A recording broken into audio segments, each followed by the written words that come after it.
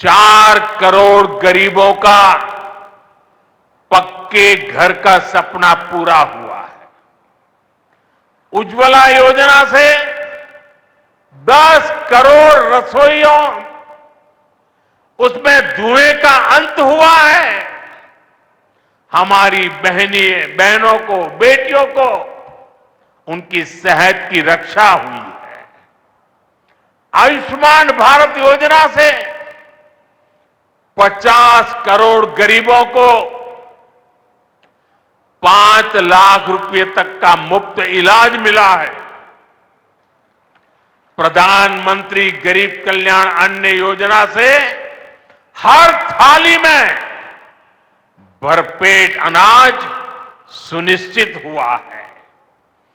जन धन योजना से पहली बार 50 करोड़ से ज्यादा गरीबों के लिए बैंक का दरवाजा खुला है। सौभाग्य योजना से अंधेरे में जी रहे 2.5 करोड़ परिवारों में बिजली की रोशनी पहुंची है। स्वच्छ भारत मिशन के तहत बने 12 करोड़ शौचालयों ने खुले में शौच की मजबूरी से मुक्ति दिलाई है। जल जीवन मिशन से 12 करोड़ नए घरों में नल से जल पहुंचने लगा है। महिलाओं का जीवन आसान हुआ है। पीएम किसान सम्मान निधि से 10 करोड़ छोटे किसानों को सीधी आर्थिक सहायता मिली है। साथियों, सरकार के ऐसे अनेक प्रयासों से पिछले 11 साल में 25 करोड़ से ज्यादा गरीबों ने गरीबी को, हमारे ही गरीब भाई बहनों ने गरीबी के खिलाफ जंग लड़ा और 25 करोड़ गरीब गरीबी को परास्त कर करके विजयी होकर के गरीबी से बाहर निकले हैं। अब वो नए मध्यम वर्ग का हिस्सा बने हैं। जो लोग अपने आप को समाज व्यवस्था के एक्सपर्ट मानते हैं, बड़े खेरखा मानते हैं, जो लोग अगड़े पिछड़े की राजनीति में डूबे रहते हैं, जो लोग दलितों के नाम पर राजनीतिक रोटियां सेकते रहे हैं, जरा जिन योजनाओं का मैंने सिर्फ उल्लेख किया है उसकी तरफ नजर कर लीजिए। कौन लोग हैं जिनको ये सुविधाएं मिली हैं? वो कौन लोग हैं जो आजादी के 7 दशक तक इन प्राथमिक सुविधाओं से वंचित रहे थे? ये मेरे दलित भाई बहन है,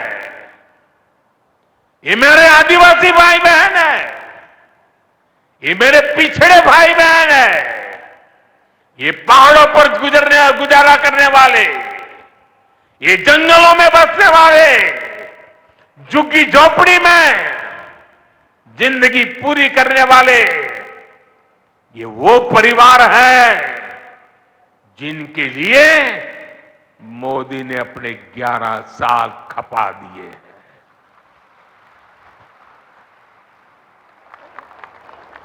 केंद्र सरकार का प्रयास है कि गरीबों को, नए मध्यम वर्ग को ज्यादा से ज्यादा ताकत दे। 1 रैंक 1 पेंशन हो, 12 लाख रुपए तक की सैलरी को टैक्स फ्री करना हो, घर खरीदने के लिए आर्थिक सहायता देना हो, सस्ती हवाई यात्रा के लिए मदद देनी हो, हर तरह से सरकार गरीब और मध्यम वर्ग के साथ कंधे से कंधा मिलाकर चल रही है। साथियों, गरीबों को गरीबी से मुक्ति पाने के लिए उनका मदद करना, लेकिन ईमानदारी से जीने वाले, देश के लिए समय समय पर टैक्स देने वाले मध्यम वर्ग की ताकत बढ़ाना, इसके लिए भी आजादी में पहली बार इतना काम हुआ है जो हमने करके दिखा। हम अपने यहां नौजवानों के लिए लगातार रोजगार के नए अवसर बढ़ा रहे हैं और इसका एक अहम जरिया है टूरिज्म। टूरिज्म से रोजगार मिलता है, टूरिज्म लोगों को जोड़ता है, लेकिन दुर्भाग्य से हमारे पड़ोस का देश मानवता का विरोधी, मेलजोल का विरोधी, टूरिज्म का विरोधी, इतना ही नहीं, वो ऐसा देश है जो गरीब की रोजी रोटी का भी विरोधी है। 22 अप्रैल को पहलगाम में जो कुछ हुआ वो इसी का उदाहरण है। पाकिस्तान ने पहलगाम में इंसानियत और कश्मीरियत दोनों पर वार किया। उसका इरादा भारत में दंगे कराने का था। उसका इरादा कश्मीर के मेहनतकश लोगों की कमाई को रोकना था। इसलिए पाकिस्तान ने टूरिस्ट पर हमला किया। वो टूरिज्म जो बीते 4-5 साल में लगातार बढ़ रहा था, हर साल यहां रिकॉर्ड संख्या में टूरिस्ट आ रहे थे। जिस टूरिज्म से जम्मू कश्मीर के गरीबों के घर चलते हैं, उसको पाकिस्तान ने निशाना बनाया। कोई घोड़े चलाने वाला, कोई पोर्टर, कोई गाइड, कोई गेस्ट हाउस वाला, कोई दुकान ढाबा चलाने वाला, पाकिस्तान की साजिश इन सबको तबाह करने की थी। आतंकियों को चुनौती देने वाला नौजवान आदिल, वो भी तो वहां मेहनत मजदूरी करने गया था, लेकिन अपने परिवार की देखरेख कर सके इसलिए मेहनत कर रहा था। आतंकियों ने उस आदिल को भी मार दिया। साथियों, पाकिस्तान की साजिश के खिलाफ जिस प्रकार जम्मू कश्मीर के लोग उठ खड़े हुए हैं, जम्मू कश्मीर के अवाम ने इस बार जो ताकत दिखाई है, ये सिर्फ पाकिस्तान नहीं, दुनिया भर की आतंकवादी मानसिकता को जम्मू कश्मीर के लोगों ने कड़ा संदेश दिया है। जम्मू कश्मीर का नौजवान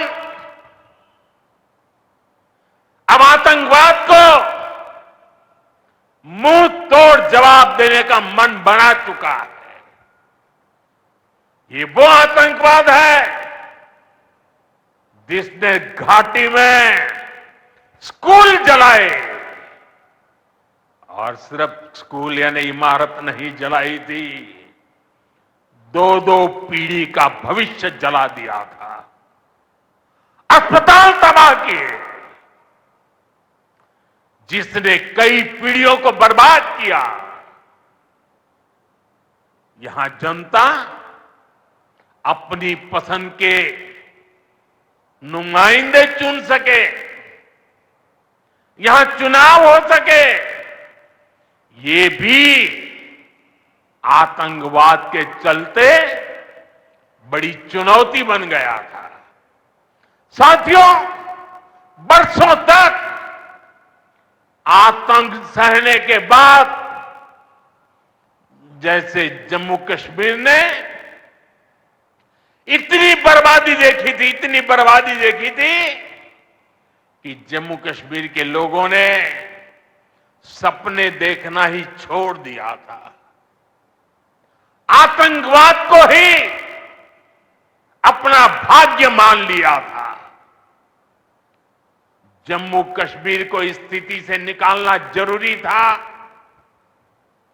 और हमने ये करके दिखाया है। आज जम्मू कश्मीर का नौजवान नए सपने भी देख रहा है और उन्हें पूरे भी कर रहा है। अब कश्मीर का नौजवान बाजारों को, शॉपिंग मॉल्स को, सिनेमा हॉल को गुलजार देख करके खुश है।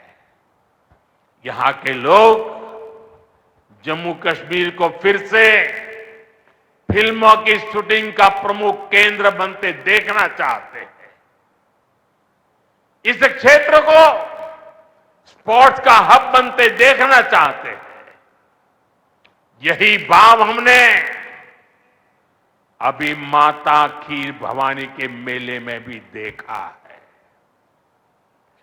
जिस तरह हजारों लोग माता के दर पर पहुंचे, वो नए जम्मू कश्मीर की तस्वीर दिखाता है। अब 3 तारीख से अमरनाथ यात्रा भी शुरू होने वाली है। ईद की उमंग भी हम चारों तरफ देख रहे हैं। विकास का जो वातावरण जम्मू कश्मीर में बना था, वो पहलगाम के हमले से डिगने वाला नहीं है। जम्मू कश्मीर के आप सभी लोगों को और आप सबसे नरेंद्र मोदी का वायदा है। मैं यहां विकास को रुकने नहीं दूंगा। यहां के नौजवानों को सपने पूरा करने से कोई भी बाधा अगर रुकावट बनती है तो उस बाधा को पहले मोदी का सामना करना पड़ेगा। साथियों, आज 6 जून है। याद कीजिए, 1 महीने पहले, ठीक 1 महीने पहले 6 मई की वो रात पाकिस्तान के आतंकियों पर कयामत बरसी थी।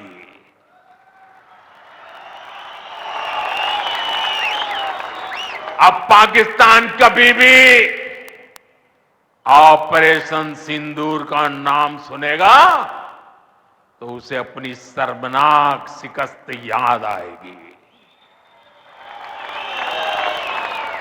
पाकिस्तानी फौज और आतंकियों ने कभी सोचा नहीं था कि भारत पाकिस्तान में सैकड़ों किलोमीटर अंदर जाकर के आतंकवादियों पर इस तरह वार करेगा।